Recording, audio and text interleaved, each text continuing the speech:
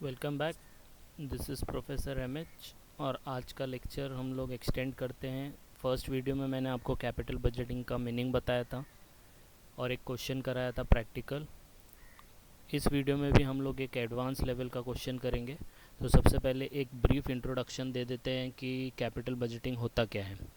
तो capital budgeting is nothing but it is a process. एक process होता है जिससे कंपनीज़ या आप पर्टिकुलर इंडिविजुअल लाइफ में भी इसको यूज़ कर सकते हो। एक पर्टिकुलर कंपनी ये डिसाइड करती है कि किस चीज़ में इन्वेस्ट करना चाहिए, किस चीज़ में इन्वेस्ट नहीं करना चाहिए। तो कैपिटल बजटिंग जो यूज़ होता है जब एकदम लॉन्ग टर्म और large amount of cash is involve, जब कोई प्रोजेक्ट में ज़्यादा पैसा इन्वॉल्व होता है तब कैपिटल बजटिंग किया जाता है। तो capital budgeting is a process जिसमें हम लोग को इवैल्यूएट करना पड़ता है, डिसाइड करना पड़ता है, रैंक देना पड़ता है कि किस इन्वेस्टमेंट में किस प्रोजेक्ट में इन्वेस्टमेंट करना है और किस प्रोजेक्ट में इन्वेस्टमेंट नहीं करना है। अब इस कैपिटल बजटिंग प्रोसेस को आगे बढ़ाने के लिए कुछ टेक्निक्स होती हैं जो हमें देखनी है। तो कैपिटल बजटिंग की टेक्निक्स हैं, फर्स्ट वन इज़ पे बैक पीरियड। तो पहली टेक्निक होती है पे बैक पीरियड। इसका ये मतलब होता है कि कितने टाइम में जो पैसा हम लोग ने इन्वेस्ट किया है कितने टाइम में वो पैसा रिटर्न आ रहा है। राइट। तो समझो मैंने आज 2020 में 1 लाख रुपया इन्वेस्ट किया, तो मैं ये पूछूंगा सामने वाले से कि भाई ये 1 लाख रुपया मुझे कितने साल में रिटर्न आएगा। दैट इज़ कॉल्ड पे बैक पीरियड। उसी से रिलेटेड सेकेंड होता है डिस्काउंटेड पे बैक पीरियड। ये वही पीरियड होता है लेकिन हम इसको इन्फ्लेशन से एडजस्ट करते हैं कि मतलब आज जो 1 रुपया हम लोग ने इन्वेस्ट किया उसका नेक्स्ट ईयर में 1 रुपया वैल्यू नहीं होता है। तो सेम वे में जब हम लोग का पे बैक पीरियड नॉर्मल तरीके से निकलता है, बस उसको डिस्काउंटेड वे में करना है, जिसके लिए हम लोग यूज़ करते हैं प्रेजेंट वैल्यू फैक्टर। बस उसका इन्वॉल्वमेंट करना है और हम लोग को पे बैक पीरियड जैसे पहले पॉइंट में निकाल रहे थे वैसे ही निकालना है। नेक्स्ट है net present value. Net present value का मतलब होता है कि आपको टर्म पूरे जो टर्म है प्रोजेक्ट का, समझो 5 साल का है, तो 5 साल में आपको जितना पैसा मिला उसका प्रेजेंट वैल्यू माइनस उसमें से जितना भी आपने इन्वेस्ट किया, तो ये होता है नेट प्रेजेंट वैल्यू। तो नेट प्रेजेंट वैल्यू का मतलब होता है कि जितना पैसा आपने कमाया एक प्रोजेक्ट से, उस पैसे में से आपने जितना पैसा लगाया वो माइनस कर देना है, तो नेट प्रेजेंट वैल्यू आएगा। लेकिन इसमें डिस्काउंट फैक्टर का यूज़ करेंगे, प्रेजेंट वैल्यू फैक्टर का, जो हम लोग देखेंगे क्वेश्चन में। नेक्स्ट होता है प्रॉफिटेबिलिटी इंडेक्स। इसमें ये डिसाइड करना पड़ता है, इसका फॉर्मूला सेम होता है जैसे नेट प्रेजेंट वैल्यू का है, सिर्फ नेट प्रेजेंट वैल्यू में माइनस किया जाता है, प्रॉफिटेबिलिटी इंडेक्स में उसको डिवाइड किया जाता है। तो इसमें याद रखना, प्रॉफिटेबिलिटी इंडेक्स में अगर आंसर 1 से ज़्यादा आता है, 1 से ज़्यादा है, तो प्रोजेक्ट इज़ प्रॉफिटेबल तो इन्वेस्ट करने का। अगर 1 से कम है उसका मतलब है कि हमने जितना इन्वेस्ट किया पैसा उतना भी रिटर्न नहीं आ रहा है। तो this is profitability index. Accounting rate of return, ये जब हम लोग इसका प्रैक्टिकल एस्पेक्ट करेंगे तब देखेंगे। और पे बैक प्रॉफिटेबिलिटी ये भी सिंपल है, ये जो हम लोग ने पे बैक पीरियड निकाला उस पीरियड के दौरान कितना प्रॉफिट हुआ, उस कैलकुलेशन को बोलते हैं पे बैक प्रॉफिटेबिलिटी। मतलब जितने साल में, तो नेट प्रेजेंट वैल्यू भी वही बताता है लेकिन नेट प्रेजेंट वैल्यू में हमें पीवी फैक्टर यूज़ करना पड़ता है। जब हम लोग पीवी फैक्टर नहीं यूज़ करते, नॉर्मल तरीके से निकालते हैं, तो हम लोग पे बैक प्रॉफिटेबिलिटी बोलते हैं। तो वो भी हम लोग नेक्स्ट वीडियो में देखेंगे कैसे करना है। तो अभी ये स्टार्टिंग के 4 टेक्निक्स लेके हम लोग क्वेश्चन करते हैं। तो नेक्स्ट इज़ क्वेश्चन दिया है, देखो, फ्रॉम द फॉलोइंग कैलकुलेट पे back period, discounted pay back period, net present value and profitability index. Data दिया है अपने पास, देखो यहाँ पे दिया है मशीन 1 में इन्वेस्ट करना है, कॉस्ट है उसका 12 lakh, expected life of the project is 5 years and scrap value at the end of the machine, मतलब जब उसका ईयर ख़त्म होगा तो एक उस साल में आपको 1 लाख रुपया मिलेगा। हर साल देखो इतना इतना कैश मिल रहा है और ये डिस्काउंटिंग फैक्टर दिया होगा, नहीं दिया होगा तो इसको हम लोग कैसे कैलकुलेट करने हैं वो हम लोग आपको बताएंगे नेक्स्ट वीडियो में। तो ये आपका ईयर 1, ईयर 2, ईयर 3, ईयर 4 और ईयर 5 का डेटा दिया है। अब क्या करना है, इसको सॉल्व कैसे करना है। तो सबसे पहले हम लोग लिख लेंगे ईयर। तो ज़ीरो से स्टार्ट करना है, याद रखना है। ईयर जब हम स्टार्ट करेंगे, कैपिटल बजटिंग का क्वेश्चन करेंगे, तो सबसे पहले ज़ीरो लिखना है। तो ज़ीरो लिखेंगे, फिर कितने साल का पीरियड था, 5 ईयर्स, तो 1 2 3 4 5, एक और 5 आएगा।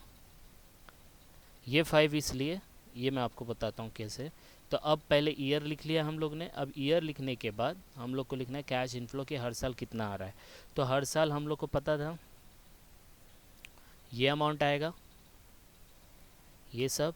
लेकिन ये अमाउंट कमाने के लिए सबसे पहले ये अमाउंट जाएगा, 12 लाख रुपया डालना पड़ेगा, तब जाके ये अमाउंट आना स्टार्ट होगा। तो हम लोग जो यहाँ पे ईयर 1 कैश इनफ्लो लिखेंगे, तो पहले ज़ीरो में लिखेंगे -12 लाख, क्योंकि पहले पैसा जाएगा। तो -12 लाख लिख लिया। उसके बाद हर साल में जितना है उसको लिख लेंगे एक साथ, ये आपने लिखा। अब ये 5th ईयर जब ख़त्म होगा तो अब वो मशीन की ज़रूरत नहीं होगी, क्योंकि life of machine is 5 year only. तो 5 ईयर के बाद वो भंगार वैल्यू हो जाएगी, उसको बेचना पड़ेगा। तो भंगार वैल्यू से उसको 1000 रुपया मिला था।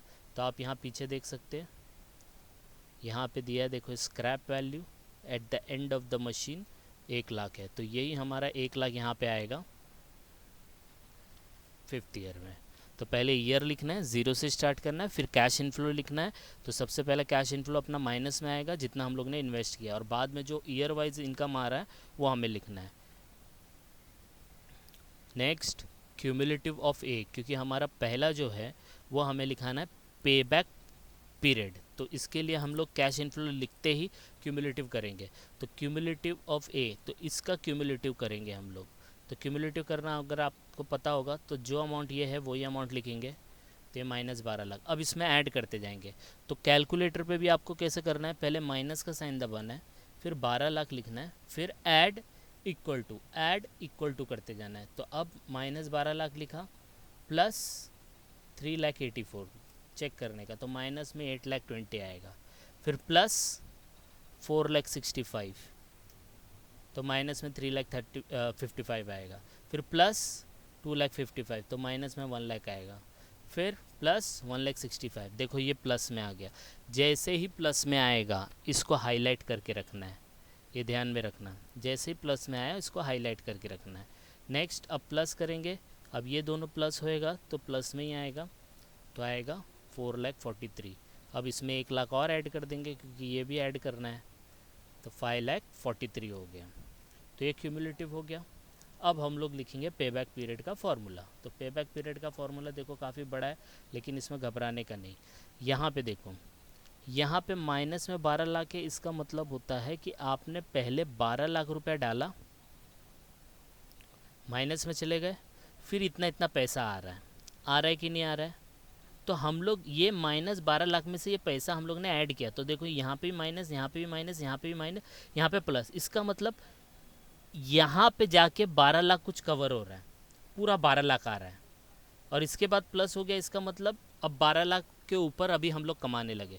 तो इसका मतलब हम लोग को ये 3 साल तो पूरा लगा, लेकिन एग्जैक्ट निकालना है ना, इसलिए देखो यहाँ पे उसका formula last minus amounts year. तो minus amount year in cumulative of a column. तो क्यूमुलेटिव ऑफ ए कॉलम में लास्ट माइनस अमाउंट कौन सा है, 1 lakh, right, divide plus last minus amount in cumulative of a column divide by next year amount in the cash inflow. मतलब ये दोनों amount, ये वाला पार्ट देखो 3 इयर्स पूरा आ जाएगा, ये वाला प्लस का इधर पे साइन है देखो, राइट। एक बार और बताता हूँ, जैसे ही हम लोग का ये पार्ट हो जाएगा तो लास्ट माइनस अमाउंट लेने का क्यूमुलेटिव का। तो लास्ट माइनस अमाउंट क्या है, लास्ट माइनस अमाउंट का ईयर लेने का। तो ईयर कौन सा है इसका, 3 इयर्स है, तो 3 इयर्स लिख दिया यहाँ पे। फिर प्लस करने का डिवाइड में देखो ये फॉर्मूला है, last minus amount in cumulative of a column. तो लास्ट माइनस कितना है, 1 लाख है कि नहीं है। तो यहाँ पे देखो 1 लाख, ये 3 साल आया जो 1 लाख के सामने वाला है। अब हम लोग करेंगे 1 लाख डिवाइड बाय 1,65,000। तो यहाँ पे देखो last minus amount in cumulative of a column. तो क्यूमुलेटिव ऑफ ए कॉलम में लास्ट माइनस अमाउंट कितना है, 1 लाख है, माइनस का साइन अब नहीं लेने का, divide by next year amount in cash inflow column A. अब कैश इनफ्लो कॉलम ये है, इसमें नेक्स्ट ईयर अमाउंट कौन सा है, 1,65,000 है तो 1,65,000 लेंगे, बस इसको डिवाइड कर देंगे। ये देखो दोनों अमाउंट के ऊपर मैंने हाईलाइट किया। अब यहाँ पे 3 ईयर्स प्लस 0.61 आएगा अगर आप डिवाइड करेंगे तो 3.61 ईयर्स आएगा, और 3 ईयर्स और 7.32 मंथ्स एग्जैक्ट आएगा। तो ये 0.6 को अगर आप मल्टीप्लाई करोगे 12 से तो एग्जैक्टली मंथ पता चलेगा, जो कि मंथ है 7.32। तो इस तरीके से पे बैक पीरियड निकालते हैं। तो ये फार्मूला लिख लेने का, थोड़ा एक दो बार देखेंगे तो आपको समझ में आ जाएगा। तो ये आपका पे बैक पीरियड है। अब दूसरा क्या निकालना है, डिस्काउंटेड पे बैक पीरियड। तो उसका भी फार्मूला यही होगा, बस हम लोग को पीवी फैक्टर से मल्टीप्लाई करना है। तो क्या करने का, प्रेजेंट वैल्यू लिखने का। प्रेजेंट वैल्यू पीवी फैक्टर जो हमारे क्वेश्चन में दिया होगा, तो 0 में हमेशा 1 साल होता है। इसका मतलब ये होता है कि फर्स्ट ईयर में 1 रुपया है, दूसरे साल में 1 रुपये का वैल्यू 90 पैसा हो जाएगा, तीसरे साल में 82 पैसा, फोर्थ में 75 पैसा, ऐसे होगा। और लास्ट में 5 है, इसलिए फिफ्थ ईयर का हम लोग वापस सेम लिखेंगे। अब क्या करेंगे, इन दोनों को मल्टीप्लाई करेंगे, कैश इनफ्लो और ये ए इंटू बी। तो हमारा नेक्स्ट कॉलम देखो यहाँ पे मैंने हाईलाइट किया, इन दोनों को कॉपी करेंगे। तो present value of cash inflow A into B that is C. तो इसको इससे मल्टीप्लाई करेंगे तो पहला अमाउंट आएगा -12 लाख, फिर इस अमाउंट को इस अमाउंट से करेंगे तो आएगा 345 420, ऐसे ऐसे हम लोग मल्टीप्लाई करते जाएंगे और एंड में आपका ये अमाउंट आएगा। अब इसका क्यूमुलेटिव निकालेंगे, क्योंकि अभी हम लोग का पे बैक पीरियड हुआ, अब डिस्काउंटेड पे बैक पीरियड हुआ, तो इसको बेसिस बना के क्यूमुलेटिव निकालेंगे। तो हम लोग का नेक्स्ट कॉलम जो होगा इसको क्यूमुलेटिव करना है। तो क्यूमुलेटिव ऑफ सी, तो सी इधर है तो सी का क्यूमुलेटिव ये। तो जैसे यहाँ पे क्यूमुलेटिव किया था वैसे यहाँ पे करेंगे, -12 लाख। अब इसमें हम लोग ये ऐड करेंगे, तो माइनस लिखना है पहले कैलकुलेटर पे, फिर 12 लाख, फिर प्लस 34 54 20, तो माइनस में 85 4580, फिर प्लस ये अमाउंट, प्लस ये अमाउंट, प्लस ये अमाउंट, प्लस ये अमाउंट। तो देखो यहाँ पे प्लस में हो गया, अब प्लस है तो ये दोनों भी प्लस हो जाएगा। तो ये तो एग्जैक्टली हम लोग को देखना है कि कहाँ पे लास्ट माइनस था, तो ये यहाँ पे था। तो ये लास्ट माइनस वाला साल कौन सा है, चौथा साल है ना। तो इसलिए हम लोग को अब इसका फार्मूला लिखना पड़ेगा। सेम फार्मूला है, लेकिन पेबैक पीरियड में है ना हम लोग कैश इनफ्लो का ही क्यूमुलेटिव निकालते थे, लेकिन डिस्काउंटेड पेबैक पीरियड में हम लोग उसको पहले पीवी फैक्टर से मल्टीप्लाई करेंगे, उसका जो भी आएगा उसको क्यूमुलेटिव बनाएंगे। ये ध्यान रखना है, फार्मूला सेम रहने वाला है। तो फार्मूला लास्ट माइनस, यहाँ पे देखो दिया है last minus amounts year in cumulative C column. तो क्यूमुलेटिव सी कॉलम ये रहा, इसका लास्ट माइनस अमाउंट ईयर कौन सा है, तो इसके सामने देखेंगे तो 4 साल। तो ये देखो यहाँ पे हाईलाइट हो रहा है, हुआ हाईलाइट, तो 4 ईयर्स, तो आंसर आएगा 4 ईयर्स। अब क्या करने का, प्लस यहाँ पे दिया है देखो, plus last minus amount in cumulative C column. तो लास्ट माइनस अमाउंट 1,65,825 है, और next year amount in PV present value of cash inflow A into B. तो उसके बाजू में जो अमाउंट रहेगा ये वाला, तो ये वाला, इन दोनों को डिवाइड करेंगे। तो देखो ये वाला हाईलाइट हो रहा है ये, राइट। तो इन दोनों को डिवाइड करेंगे, डिवाइड करने के बाद कुछ आएगा तो 4.71 ईयर्स, फिर आएगा 4.07 ईयर्स और 4 ईयर्स एंड 8.52 मंथ्स। वो आप 12 से मल्टीप्लाई करेंगे तो आपको आएगा। तो बहुत सिंपल है, पेबैक पीरियड में आपको सिर्फ कैश इनफ्लो है उसका क्यूमुलेटिव निकाल के करना है। डिस्काउंटेड पेबैक पीरियड में आपको क्या करना है, पहले पीवी फैक्टर से कैश इनफ्लो को मल्टीप्लाई करना है, फिर उसका क्यूमुलेटिव लेके फॉर्मूले में रखना है। फॉर्मूला भी एकदम आसान है, लास्ट जो क्यूमुलेटिव निकालेंगे उसका लास्ट माइनस का ईयर देखने का, प्लस लास्ट ईयर क्यूमुलेटिव का last minus divide by next year amount देखने का क्यूमुलेटिव का present value of cash inflow का, डिवाइड करेंगे आंसर आ जाएगा। एक दो बार और देखेंगे तो आपको समझेगा। अब क्या करना है, next is net present value. तो यहाँ पे देखो इसका फॉर्मूला दिया है, total present value of cash inflow minus total present value of cash outflow that is investment. तो इन्वेस्टमेंट कितना 12 लाख है, तो वो तो फिक्स है, 12 लाख फिक्स है। लेकिन total present value of cash inflow, तो देखो ये रहा present value of cash inflow, तो इसका टोटल करेंगे तो टोटल, और इसका टोटल आएगा 13,31,013। ये आ गया। तो इन दोनों को माइनस कर देंगे तो आपका आंसर होगा 13,31,000, 13 माइनस 12 लाख, तो आंसर आएगा 1,31,013। That is your net present value. एकदम सिंपल है। अब इसी बेस पे आपका प्रॉफिटेबिलिटी इंडेक्स होता है कि तो जो ये फॉर्मूला है सेम फॉर्मूला प्रॉफिटेबिलिटी इंडेक्स में भी है, सिर्फ बीच में क्या आ जाएगा, डिवाइड। तो इन दोनों को डिवाइड कर देना है। तो ये देखो डिवाइड का साइन आ गया। आ गया कि नहीं आ गया? आंसर आएगा 1.11, दैट इज़ मोर देन 1। तो आपका प्रोजेक्ट एक्सेप्टेबल है, आप इसमें इन्वेस्ट कर सकते हो। तो this is all about your capital budgeting, this 4 methods we did just now. तो अभी हम लोग नेक्स्ट वीडियो में देखेंगे कि इसके और एडवांस लेवल के सम कैसे करेंगे। आई होप आपको समझा। Please like and subscribe for more video. Thank you.